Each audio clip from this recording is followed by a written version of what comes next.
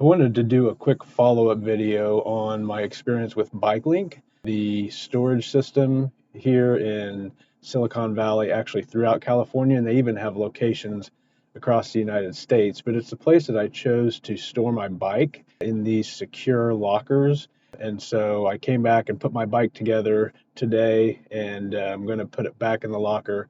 But I also wanted to find out how I was charged for using the locker and how this whole system works. So here's the locker that I'm using. It's at a Caltrans station, a depot for one of the train stations here in Palo Alto. And I showed you earlier, these storage units have the screen on the front that show you when a unit's available.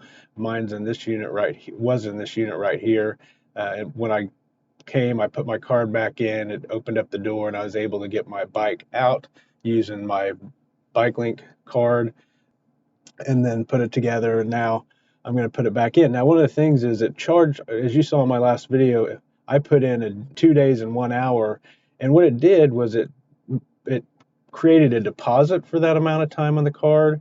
And then when I came back and it's only been a day and put my card in and took the bike back out, it charged me for the actual time used and refunded the difference from the deposit that it took out. So that's how they actually charge you for the time that you use in these systems. They do a deposit based upon the amount of time you put in. You're going to have your bike in the locker, and then they actually charge you for the time used when you come back and take it out and refund you the difference between the deposit and the actual time used. Now, keep in mind, if you go beyond the time that you had put down and you don't come back before that time's up, you're charged a fee on top of the regular 5 cents an hour. I don't know what that fee is because I haven't been able to find it yet on the website. So I just am overestimating the time I need and entering longer than I need when I first put my bike in. So here I put my card in. Let's see. Now, I thought I just put it in and pull it out to open the door, but I actually remember now you got to put it in,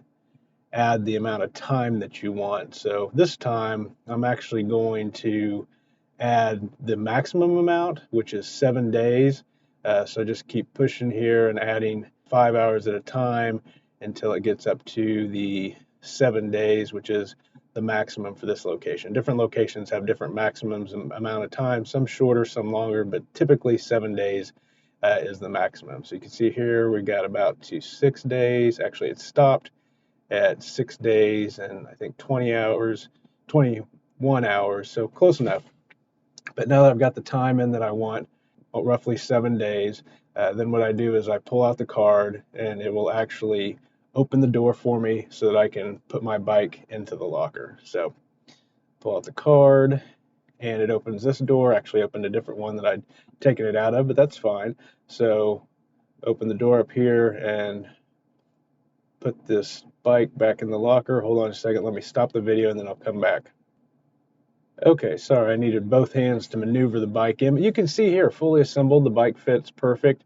You back it in because this is triangle shaped, so you back it in so the back tire goes to the back, and you kind of turn and angle the front tire so that it fits in. It's triangle shaped because these square boxes have a door on each side, and so by dividing them diagonally with this wall, they can create 2 storage spaces in one square area with doors on both sides of the unit. So close the door, check it, it's locked, the bike's secure. Look here, it says, yes, I've got 6 hours, 6 days and 20 hours now. It's counting down from that first hour when I put in 6 days and 21 hours. So it's secure, it's good, it'll be here. And I now have a safe and secure place to keep my bike here in Palo Alto. And I have gotten my bike out of my car and made more room so that I can continue to evolve my car into a place to live and sleep. And my bike's here for me whenever I want to come back and get it and ride around Palo Alto. So that's my update for the BikeLink system for storing bikes.